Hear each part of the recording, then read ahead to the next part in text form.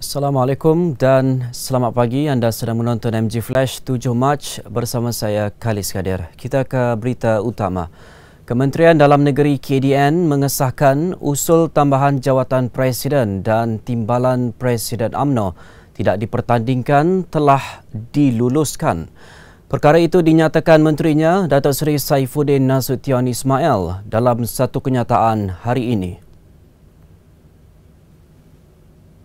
Datuk Seri Saifuddin berkata, KDN telah meneliti ketetapan yang dibuat dalam Perhimpunan Agung UMNO 2022 PAU 2022 yang diterima daripada Setiausaha Agung UMNO Datuk Seri Ahmad Maslan 3 Mac lalu. Jelas beliau merujuk kepada perlembagaan dan peraturan-peraturan persidangan UMNO. KDN memutuskan untuk mencari pengecualian daripada pematuhan Seksyen 13-1-C-4 Akta 832 kepada UMNO. Tambahnya, keputusan itu dibuat berdasarkan Seksyen 70 Akta Pertubuhan 1966 Akta 832.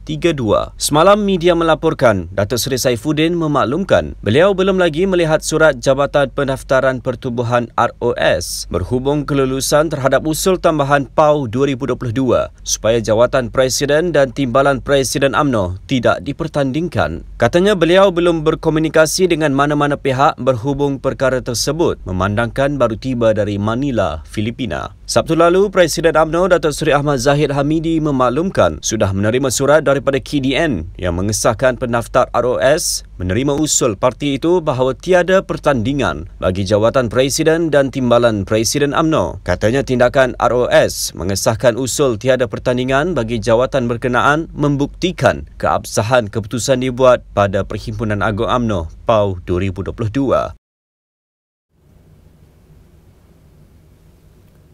Mahkamah Rendah Syariah Kuala Lumpur memerintahkan pelakon Puteri Sarah dan pengarah filem Syamsul Yusof untuk melantik jawatankuasa pendamai JKP dalam proses penceraian mereka. Puteri Sarah yang ditemui media selepas prosiding berkenaan berharap suaminya dapat menceraikan beliau dengan baik.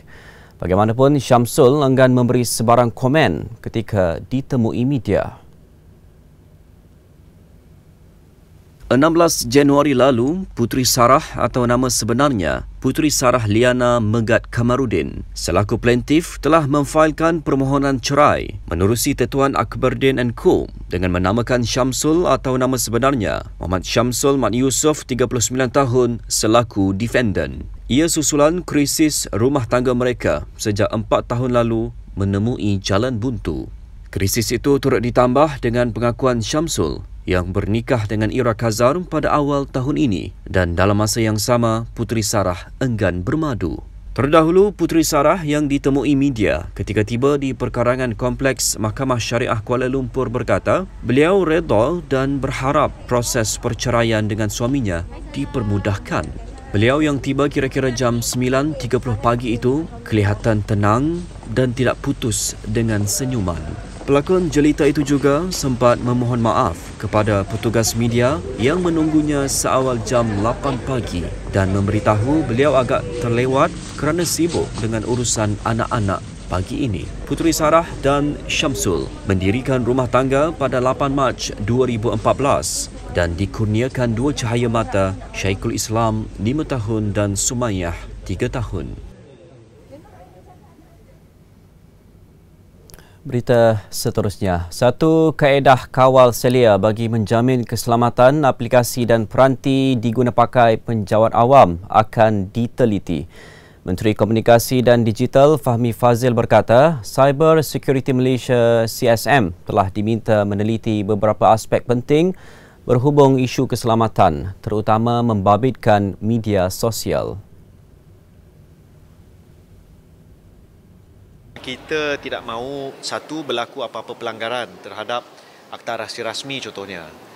Kerana seringkali bila pejabat awam bertugas, kita berdepan dengan keadaan di mana dokumen-dokumen yang kita pegang mungkin bersifat terkelas. Jadi aspek keselamatan itu sangat penting. Kedua adalah dari segi bila kita buat penggambaran, adakah tempat itu dibenarkan ataupun tidak. Jadi ada beberapa perkara yang perlu kita teliti. Saya percaya dalam mungkin masa yang tidak terlalu lama dari sekarang, setelah pihak CSM membuat penelitian dan ada perbincangan di peringkat kementerian, kita akan luaskan perbincangan itu kepada kementerian-kementerian lain, agensi-agensi lain untuk mungkin ke arah satu rangka kawal selia, regulatory framework untuk jamin keselamatan aplikasi dan juga peranti-peranti yang diguna pakai oleh penjawat awam, terutama anggota pentadbiran. Beliau berkata demikian pada sidang media selepas perhimpunan bulanan Kementerian Komunikasi dan Digital KKD di Putrajaya semalam. Sementara itu, Fahmi turut memberi jaminan masalah capaian internet dalam negara, terutama di kawasan pinggir bandar, dapat diselesaikan menjelang Jun ini. Katanya, Kementerian menerusi Suruhanjaya Komunikasi dan Multimedia Malaysia (SKMM) akan mengadakan perbincangan bersama syarikat telekomunikasi bagi mencari penyelesaian sewajarnya. Berita seterusnya, Jawatan Kuasa Khas bagi menangani kesesakan di Tambak Johor bercadang untuk melaksanakan beberapa inisiatif baharu melibatkan peruntukan kira-kira 64.2 juta ringgit. Timbalan Perdana Menteri Datuk Seri Fadilah Yusof berkata kesemua cadangan itu akan dibawa ke Kabinet untuk mendapatkan kelulusan.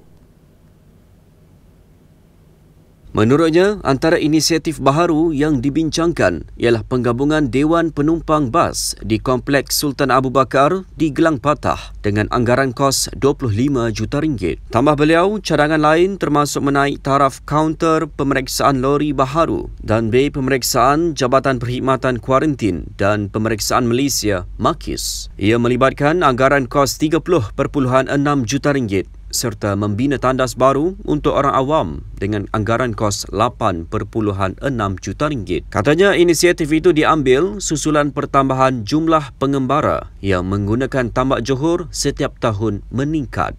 Pengguna di jalan di Tambak Johor, purata pengembara kita sehari ialah 258,507 sehingga 28 Februari 2023, dan dijangkakan pengembara yang akan melalui Tambak Johor ini ialah sejumlah 156,626,610 dengan purata peningkatan sebanyak 17.2%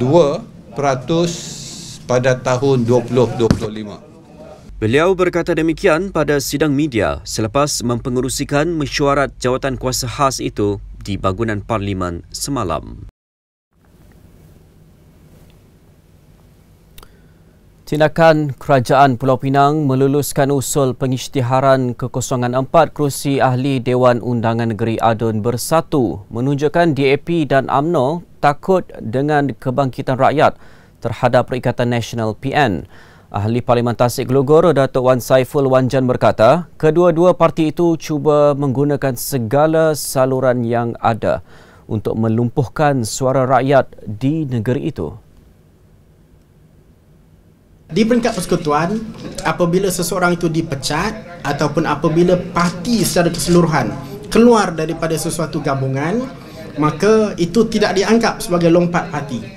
Tetapi peraturan di negeri Pulau Pinang ini tidak selaras dengan semangat peraturan di peringkat persekutuan, yang mana apabila dua adun di Pulau Pinang, dua adun Perikatan Nasional yang tidak pernah lompat parti, dua-dua bertanding tiket bersatu, kekal bersatu, tetapi persatu keluar daripada Pakatan Harapan, dan dua lagi ialah adun yang dipecat daripada PKR, mereka tidak pernah lompat parti juga. Semangat yang ada di peringkat persekutuan tidak diterjemahkan kerana pemecatan, dan juga dua yang kekal dalam parti bersatu tidak pernah lompat itu dianggap lompat parti di negeri Pulau Pinang. Semalam, persidangan DUN Pulau Pinang meluluskan usul pengisytiharan kekosongan 4 kerusi diwakili Adun Bersatu mengikut Fasal 14A-1 Perlembagaan Negeri Pulau Pinang. Speaker Datuk Lau Chu Kiang mengesahkan keputusan itu dicapai selepas selesai sesi perbahasan dengan sokongan majoriti Adun sebulat suara bersetuju meluluskan usul itu. Beliau mengumumkan senarai nama Adun dan kerusi yang terbabit adalah Adun Seberang Jaya Dr. Afif Bahardin, Zulkifli Ibrahim adun Sungai Aceh, Khalik Mehtab Muhammad Ishak adun Bertam dan Zulkifli Mat Lazim adun Teluk Bahang. 4 adun berkenaan pada 16 Disember lalu juga gagal memperoleh kebenaran daripada Mahkamah Persekutuan untuk mencabar peruntukan mengikut enactment anti lompat parti di negeri itu. Dengan itu, sekian dahulu MG Flash buat masa ini. Jangan terlepas untuk siaran berikutnya jam 2 petang ini. Saya Khalis Kadir. Assalamualaikum dan salam hormat.